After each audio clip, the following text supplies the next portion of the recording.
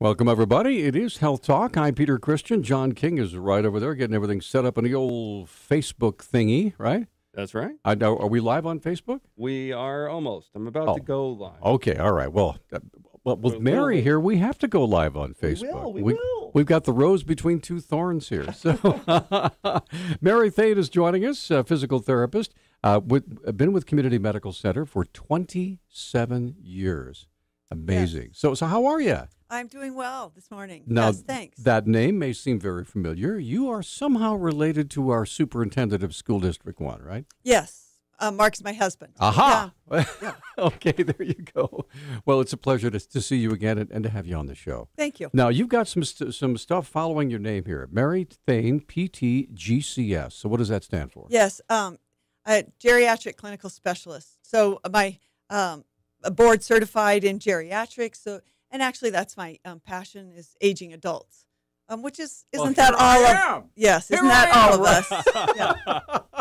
John, did you arrange this? I did. Thanks yes. a lot. I said, send them all your old people experts, and here they come. And we're not going to talk old people. We're going to talk aging. Okay. Yes. I like that. All right. So what did you want to address today? Well, because, and as you said, we're entering on Friday is the first day of autumn or the first day of fall.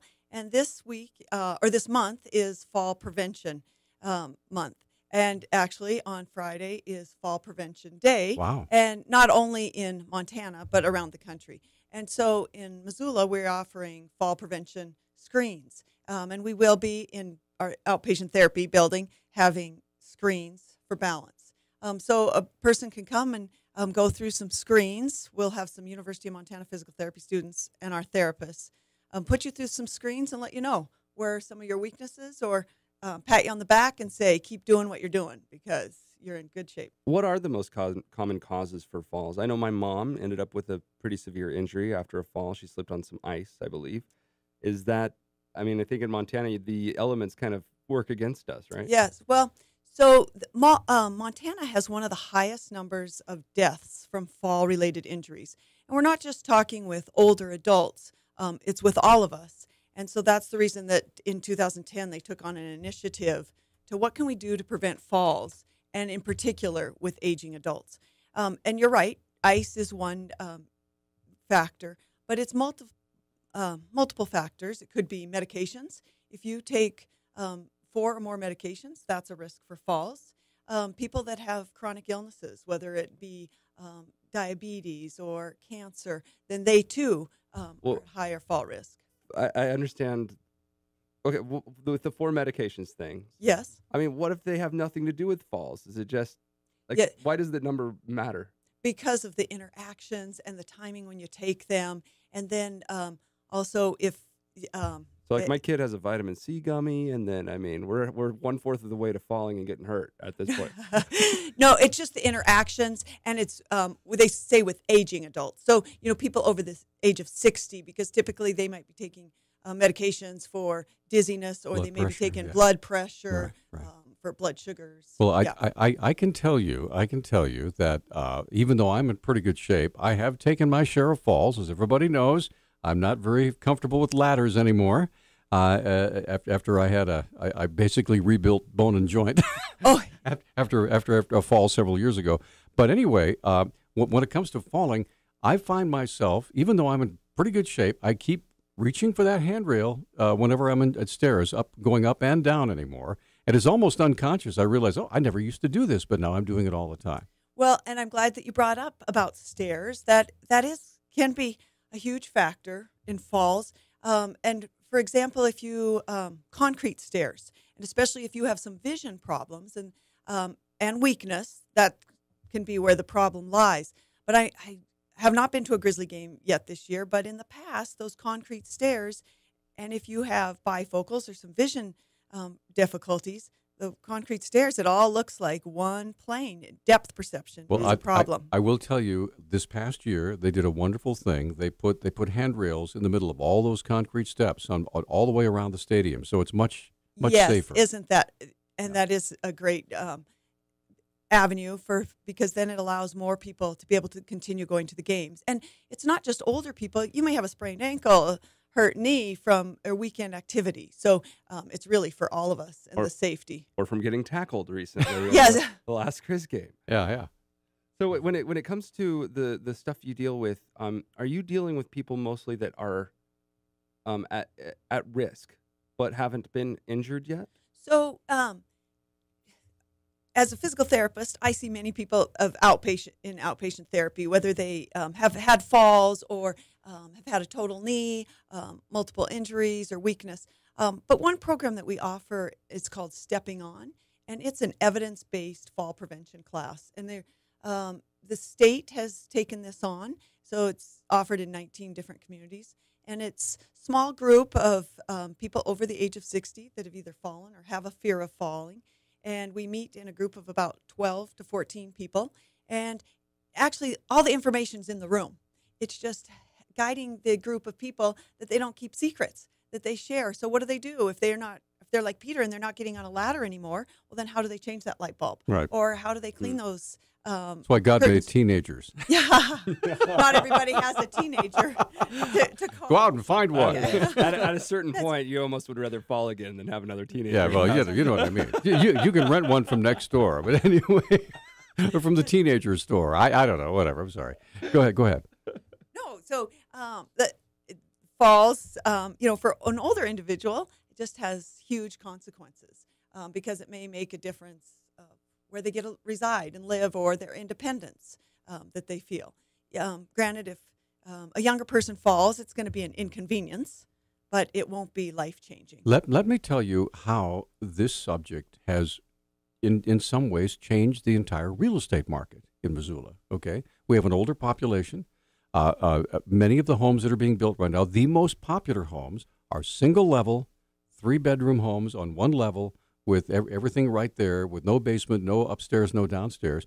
And not only are they becoming popular with people my age, but they're also becoming extremely popular with millennials because they have smaller yards and less upkeep, so they can come and go and do all the things they want to do without having to care for all this stuff.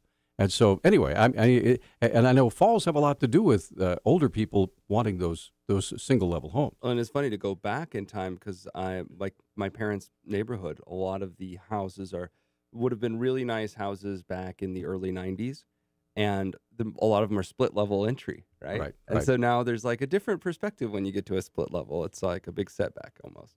You're right, but not all of us can jump in to building a new house. Right. But there are simple modifications and things that you can do in your own home. So hang on to that. We're up against a break. By the way, if you say breaking bones, oh my gosh, don't say that. 721-1290 is our number. Mary Thane is our guest, physical therapist, been working at Community Medical Center for 27 years and knows her stuff when it comes to aging and doing it successfully and in a healthy manner. We have all 4 lines open at 721-1290. If you have a question or a comment, we'd love to hear from you. We'll be right back with more of Health Talk in a moment.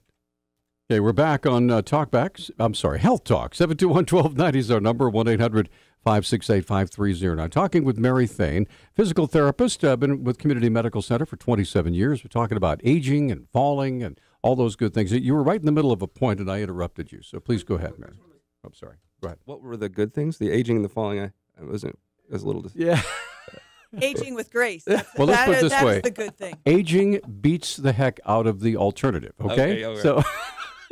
Go ahead. So Peter was talking about homes that are that were on the home show or that are being built that are accessible, but not all of us are able to jump into a brand new house and make sure that it's accessible from the ground level or the startup. But there are things in your own home that you can do. Things like put in brighter lights so that you can see. Does the handrail go to the bottom of your stairs?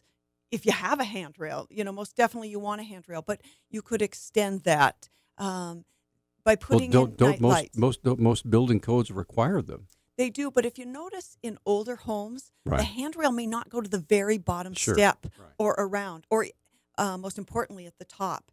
And then is there a difference in, like if you have a wood floor and then a wooden sunken room, is that something that you trip on because of the depth perception? So are there little modifications that you can change by using a tape or of something? Have you picked up your area rugs? Do you have a handle to step in from your garage to your kitchen?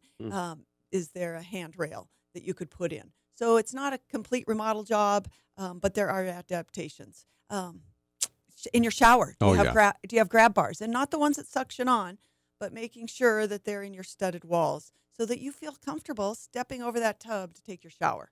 So there are modifications that are significantly less than buying a new home. So some of the risk areas, it sounds like definitely stairs are up there. Yes. Bathtubs? Yes, if you don't have something to hold on to. And your major path areas. So just your hallways or in your kitchen, is that where you feed your dog and they're sloppy with their water? Or if somebody spills something and hasn't wiped it up? Or do you have somebody in your family that leaves the newspaper on the floor when they're done reading? That could be a trip hazard. So oftentimes major pathways of walkways are hazards. Well, basically, these are all things that deal with awareness. You just need to be aware of them, right? And that's kind of what you're doing here. Yes, and that's what the Stepping on the Fall Prevention class is. It's just that hypervigilance for all of us. Tell us what can happen when somebody over the age of 65 falls. Okay, people who are younger, they have a tendency their reactions are quicker, they're able to recover faster. But in an older person, what can happen when they fall? Well, and I can ask many of my patients, or you can, your neighbors or friends, that they've probably had falls and they had little consequences. Right. Oh, their leg hurts for a little bit. Or then they have to limp or use a cane for a couple of weeks. But the major problem can be fractures in their wrists, fracture in their hip. And if they live alone, can they go back to living in their house? Or is it a setback that they are in a hospital, a rehab center, or a nursing home? So the quality of their life changes, and also that fear that then they're afraid. Oh, I'm afraid to go to a big outing like farmer's market or to a ball game because there are crowds. And what if somebody bumps into me? So not just the fracture, but also that fear and those outings. And so then you lose that social contact and depression. So we're talking a lot about, with your class, your traditional regular environments. But I read an article in the newspaper the other day about the 70-year-old guy that likes to go hunting and got his biggest mule deer ever just this past year. And do you have any advice for people that are over 65 but actually out there slipping on stones and trudging up mountains? No, so I'd like to say the majority of Missoula are healthy and active over the age of 60. Just go on a walking trail or bike path and you'll see that, right? Correct. Yeah. You'll see so many active people. Peter almost climbed a mountain once. Ooh. He's getting close. Pretty close. The big thing is keep what you're doing. If your age is just a number, because so whether you're 70 or 80 or keep doing the things that you like to do. What sometimes can be the problem, hunting is in the fall. So what are you doing in the off months to make sure that you're staying fit enough to be able to do that? And it's not just the fitness, but challenging yourself with your balance so that when you're on those uneven rocks, or you have to ford the river, or you have to carry something heavy, your big animal out. So prepping in the off season, so that you're ready. Just think about hunting, whether it's archery season or rifle season, the things that you do as a hunter to prepare your weapon. I mean, and you make sure you've got your checklist of all the safety items, things for your truck, whatever.